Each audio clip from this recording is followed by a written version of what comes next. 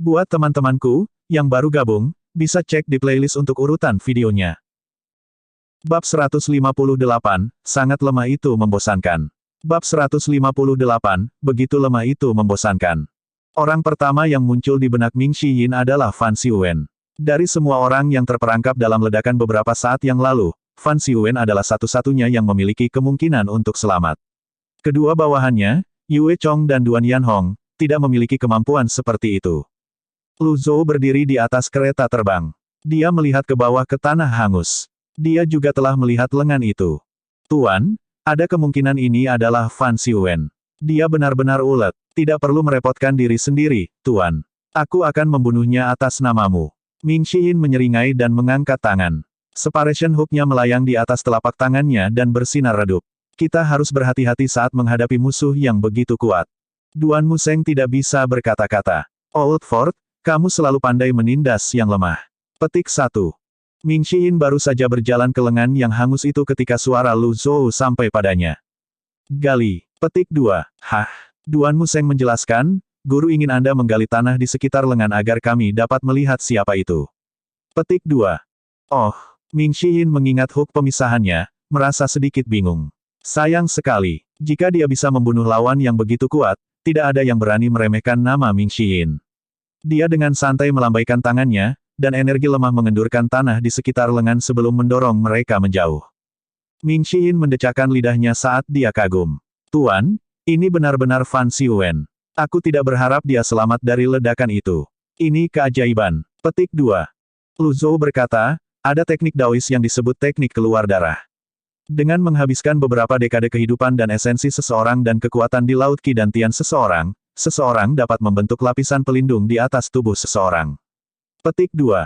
Yang lainnya di dalam kereta terbang itu terkejut mendengarnya. Pan Zong berkata dengan anggukan, namun, ada harga yang mahal yang harus dibayar untuk menggunakan teknik keluar darah ini. Jika lautan Qi dan Tian Anda rusak, basis kultivasi Anda akan hilang juga. Mengapa dia melakukan hal itu? Petik 2.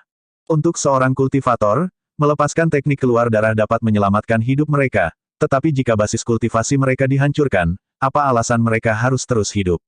Lebih baik mereka mati. Pilihan Fan Xiwen benar-benar membuat bingung yang lain. Ming Xiyin dengan cepat mengamati Fan Xiwen. Ekspresi terkejut dapat terlihat di wajahnya saat dia berkata kepada Lu Zhou dan berkata, Guru, dia masih hidup. Namun, dia sangat lemah, ini waktu terbaik bagi kita untuk membunuhnya. Saya ahli dalam menyerang saat seseorang jatuh. Petik 2. Duan Museng tidak bisa berkata-kata. Zhou Jifeng bingung. Duan Museng memandang Ming Xiyin dengan sedikit jijik. Dia tidak suka memukul pria saat dia jatuh. Zhou Jifeng adalah murid pertama dari Sekte Pedang Surgawi. Perilakunya masih sejalan dengan prinsip jalan mulia. Bahkan jika dia diam-diam ingin melakukannya, dia tidak akan pernah membiarkan dirinya melakukannya. Ming Xiyin menyulap lagi separation hook-nya. Lu Zhou mengelus jenggotnya. Dia memandang Fan Xiwen dengan acuh tak acuh dan berkata, Fan Xiwen telah melakukan kejahatan sepanjang hidupnya. Dia mungkin tidak mengharapkan hasil ini. Saya pikir dia membuat pilihan ini sehingga dia tidak akan mati dengan penyesalan. Petik 2. Pan Zong berkata, saya pikir keinginan Fan Xiwen untuk hidup berasal dari keinginannya untuk menyaksikan kematian Molly. Petik 2. Bah, kenapa kita harus memenuhi keinginannya? Konyol. Apakah menurutnya Evil Sky Pavilion adalah organisasi amal? Tidak ada waktu. Sebelum dia menghembuskan nafas terakhirnya, aku akan mengakhirinya dengan pedangku. Ming Xiyin sedikit ingin melanjutkan ini.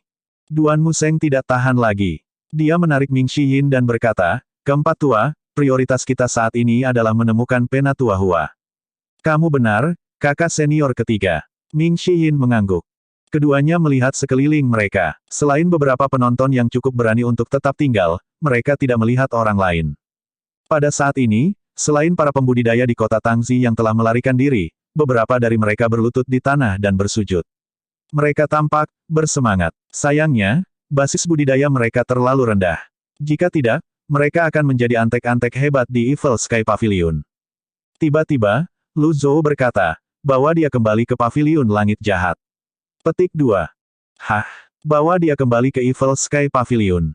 Petik 2. Fan Xiwen adalah ahli 8 daun, karena dia sangat membenci Molly, kita harus menahannya, kata Lu Zhou.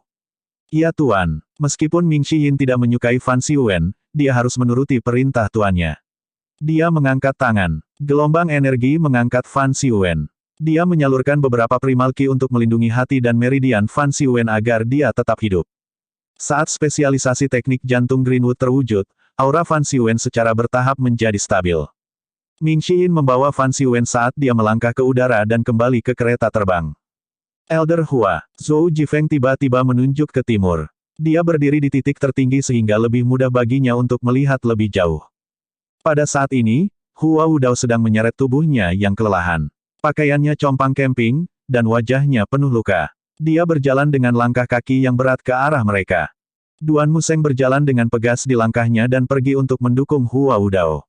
Dia melihat sekeliling sebelum dia bertanya dengan cemberut, di mana Luo Sisan? Hua Wudao menghela nafas dan menggelengkan kepalanya. Dia melirik Duan Museng sebelum melirik Lu Zhou yang berada di kereta terbang dan berkata, skill pedangnya terlalu kuat, aku tidak bisa melakukan apapun padanya. Petik 2. Lu Zhou menatap Hua Wudao dengan saksama sebelum berkata, tapi dia juga tidak bisa berbuat apa-apa terhadapmu.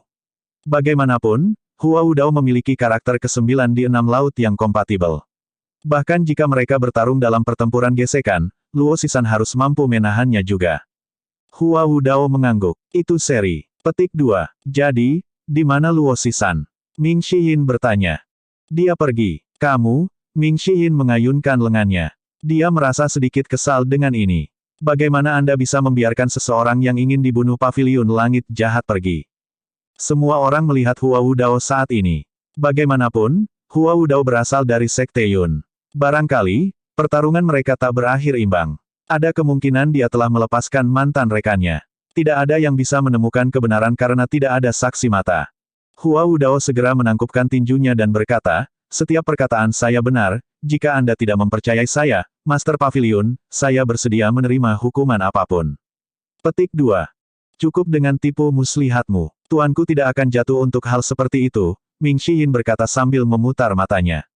Lu Zhou mengangkat tangannya perlahan dan berkata dengan nada tenang, aku percaya padamu.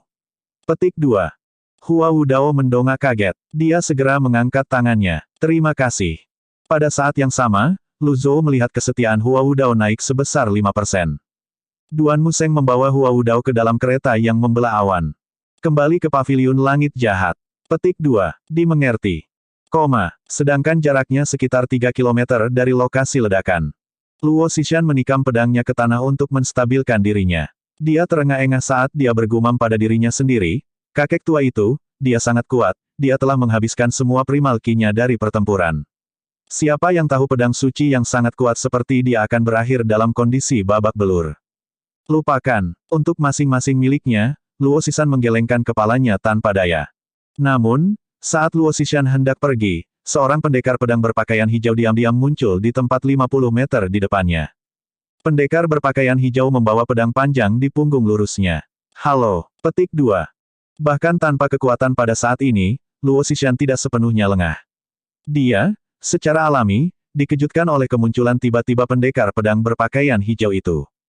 Kamu adalah, namaku Yu Sangrong. Petik 2. Mata Luo Xishan membelalak. Dia mengencangkan cengkeramannya pada pedangnya, gemetar.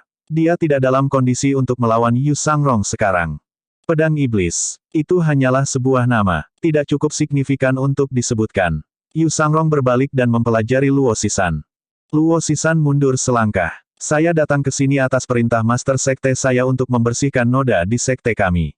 Saya tidak berniat menjadi musuh paviliun langit jahat. Kamu takut? Kata Yu Sangrong. Aku bukan. Tidak, kamu. Yu Sangrong menggelengkan kepalanya dengan ringan.